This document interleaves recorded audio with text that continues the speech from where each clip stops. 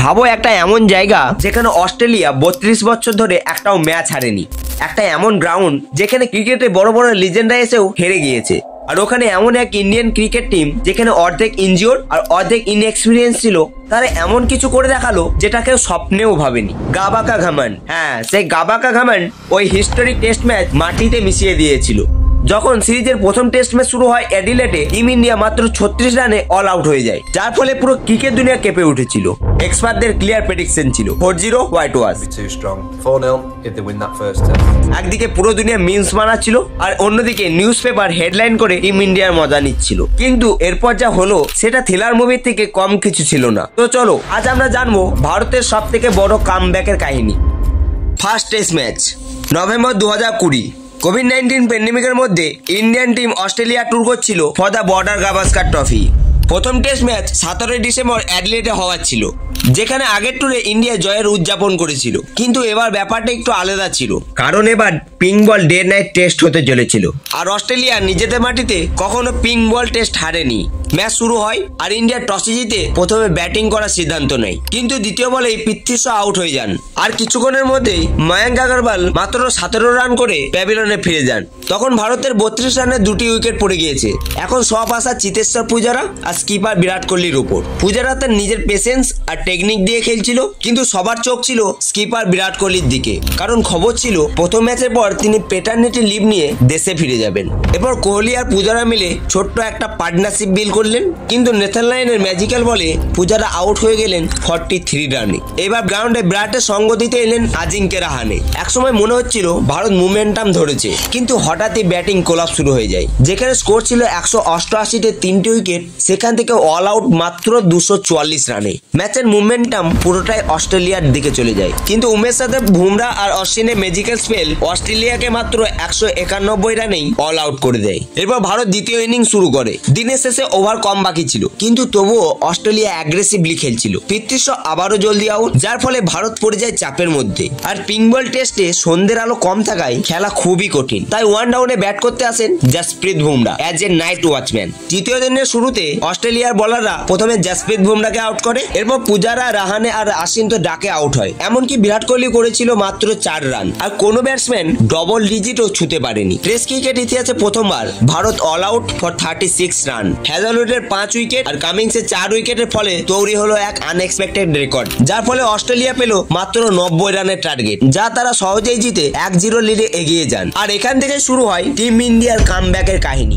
Second test match অ্যাডিলেডে 36 রানে all আউটের পর সবাই বলছিল ভারত 4-0 হোয়াইট ওয়াশ হবে। দলের মোরাল পুরো ভেঙে গিয়েছিল। সিরিজের দ্বিতীয় টেস্ট ম্যাচ ছিল একটা বক্সিং ডে টেস্ট, যেটা খেলা হচ্ছিল মেলবোর্ন ক্রিকেট গ্রাউন্ডে। বিরাট কোহলির অ্যাবসেন্সে আজিঙ্কে রাহানেকে ক্যাপ্টেন করা হয় এবং মোহাম্মদ সিরাজ আর শুভমান গিল টেস্ট ডেবিউ করে এই ম্যাচে। ম্যাচ শুরু হয় আর অস্ট্রেলিয়া টসে জিতে প্রথমে ব্যাটিং করার সিদ্ধান্ত নেয়। এরপর ব্যাট করতে নামলে সিরাজ আর আশ্বিনের ম্যাজিক্যাল স্পেলের মাধ্যমে অস্ট্রেলিয়া মাত্র 195 রানে অল আউট হয়ে যায়। এরপর ব্যাটিং করতে নেমে ক্যাপ্টেন রাহানে খেললেন একটা 112 রানের অসাধারণ ইনিংস, যা পুরো সিরিজের ন্যারেটিভ পাল্টে দিয়েছিল। রাহানের সাথে সাথে জাদেজাও করেছিল 57 রান, যার ফলে ভারতের টোটাল হয় 326 রান, লিড 131 রানের। এবার পেসার পুরো অস্ট্রেলিয়ার উপর। ভারতীয় বলাররা তাদের মাত্র 200 রানে গুটিয়ে দেয়। এরপর ইন্ডিয়ান টিমের ওপর টার্গেট মাত্র 70 রানের, যা ভারত 2 উইকেট হারিয়েই সেটা সহজেই চেস করে নেয়। আর বক্সিং ডে টেস্ট ম্যাচ জিতে ভারত সিরিজে এক স্ট্রং কামব্যাক করলো। কিন্তু এরপরও একটা কোশ্চেনই মাথায় আসছিল, ইন্ডিয়া কি সিরিজ জিততে পারবে? থার্ড টেস্ট ম্যাচ 7 জানুয়ারি 2021, সিডনি ক্রিকেট গ্রাউন্ড। সিরিজ তখন 1-1 বরাবর ছিল, আর এই ম্যাচটাই ডিসাইড করবে কোন টিম সিরিজ জেতার জন্য এগিয়ে যাবে। অস্ট্রেলিয়া টস জিতে ব্যাটিং করার সিদ্ধান্ত নেয়, আর স্টিভ স্মিথের দুর্দান্ত 131 রানের মাধ্যমে অস্ট্রেলিয়া তুলল 338 রান। জবাবে ইন্ডিয়া করলো মাত্র 244 রান, আর অস্ট্রেলিয়া পেল 94 রানের লিড। দ্বিতীয় ইনিংসে অস্ট্রেলিয়া 312 রান করে ডিক্লেয়ার করে এবং ইন্ডিয়াকে দেয় 407 রানের এক পাহাড় সম টার্গেট। ভারতের হয়ে গিল আর রোহিত একটা ভালো পার্টনারশিপ বানায়, কিন্তু আসল লড়াই শুরু হয় পূজারা আর ঋষভ পান্তের ব্যাটিং এ। একদিকে পূজারা তার পেশেন্সের সাথে খেলছিল, আর অন্যদিকে পান্ত শুধু বাউন্ডারি হাঁকাচ্ছিল। আর পান্ত মাত্র 118 বলেই 97 রান করে ফেলে। ভারতের যখনই জেতার আশা শুরু হলো, ঠিক তখনই পান্ত আর পূজারা আউট হয়ে যায়। স্কোর তখন 272 রানে 5 উইকেট। কিছুক্ষণের জন্য মনে হচ্ছিল ইন্ডিয়া ম্যাচটা হেরে যাবে, কিন্তু তখনই এলো বিহারি আর অশ্বিনের ইপিক পার্টনারশিপ। বিহারির হ্যামস্ট্রিং ইঞ্জুরি আর অশ্বিনের ব্যাক পেন, তবু তবুও তারা দাঁতের দাঁত চেপে খেললেন। তারা জানতো ম্যাচটা জেতা সম্ভব হবে না, তাই তাদের একটাই মিশন ছিল ম্যাচটা ড্র করার, আর তারা সেটা করলেনও। আর এটাই হলো টেস্ট ক্রিকেটের আসল সৌন্দর্য, যে একটা মিডিল অর্ডার ব্যাটসম্যান ও লোয়ার অর্ডার ব্যাটসম্যানও ম্যাচের মোড় বদলে দিতে পারে। Fourth test match, series decider, এমন এক ম্যাচ যা ইতিহাসে অমর হয়ে থাকবে। ব্রিসবেন গাবা, যেখানে 1988 থেকে অস্ট্রেলিয়া কোনোদিনও হারেনি, আর তারা ইন্ডিয়ার এই টিমের কাছে হেরে যাবে এটা কোনো প্রশ্নই ওঠে না। ভারতের অর্ধেক টিম তখন ইনজুরিতে, এমনকি নেট বলার ওয়াশিংটন সুন্দর আর টি নটরাজনকে খেলানো হয় প্লেইং 11-এ।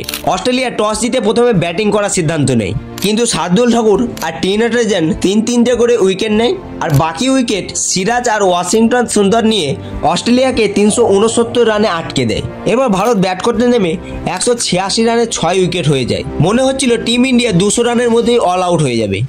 এরপর শার্দুল ঠাকুর আর ওয়াশিংটন সুন্দর মিলে 123 রানের একটা সুন্দর পার্টনারশিপ করে এবং ভারতকে নিয়ে যায় 336 রানে। আর ইন্ডিয়া তখন মাত্র 33 রানের পিছনে ছিল অস্ট্রেলিয়ার। এরপর সেকেন্ড ইনিংসে অস্ট্রেলিয়া ব্যাটিং করতে এলে সিরাজের 5 আর শার্দুলের 4টে উইকেটের মাধ্যমে অস্ট্রেলিয়াকে মাত্র 294 রানে অল আউট করে দেন। এবার ইন্ডিয়া জেতার জন্য টার্গেট ছিল 328 রানের। অস্ট্রেলিয়া আত্মবিশ্বাসী ছিল, এটা গাবা, এখানে ভারতের কোনো জায়গা নেই। কিন্তু এরপর যা হলো তার জন্য অস্ট্রেলিয়া ক্রিকেট টিম রেডি ছিল না। এখন টিম ইন্ডিয়াকে 328 রান করতে হতো ম্যাচটা জেতার জন্য, বরং বলাই ভালো হবে গাবা কা ঘমন তোড়নে কে লিয়ে। ভারতের হয়ে ওপেনিং করতে এসে রোহিত শর্মা দ্রুত আউট হয়ে যান, কিন্তু গিল আর পূজারা মিলে একটা দুর্দান্ত পার্টনারশিপ বিল্ড করতে শুরু করে। একদিকে গিল তার ক্লাসিক্যাল ব্যাটিং এর মাধ্যমে করলেন অসাধারণ 91 রান, আর পূজারা তার ডিফেন্সের মাধ্যমে করলেন 56 রান। না জানি কতই বাউন্সার তার গায়ে এসে লাগে, কিন্তু তিনি ক্রিজে দাঁড়িয়েছিলেন অস্ট্রেলিয়ার বোলারদের চুপ করানোর জন্য। গিলের আউটের পর ক্রিজে আসেন রাহানে, কিন্তু রাহানে দ্রুতই আউট হয়ে প্যাভিলনে ফিরে যান। এরপর গ্রাউন্ডে আসে স্পাইডারম্যান ঋষভ পান্ত। তার ফেয়ারলেস নট আউট 89 রানের ইনিংস তো সবাই মনে রাখবে, আর সেই আইকনিক উইনিং শট। 24শে জানুয়ারি 2021 টিম ইন্ডিয়া যেটা করে দেখালো সেটা ইম্পসিবল মনে হচ্ছিল। শার্দুল ঠাকুর আর ওয়াশিংটন সুন্দরের অলরাউন্ড পারফরমেন্স, সিরাজের 5 উইকেট হল আর পান্তের ফেয়ারলেস ব্যাটিং, এটাই ছিল জয়ের আসল হাইলাইট। আর সেই আইকনিক লাইন,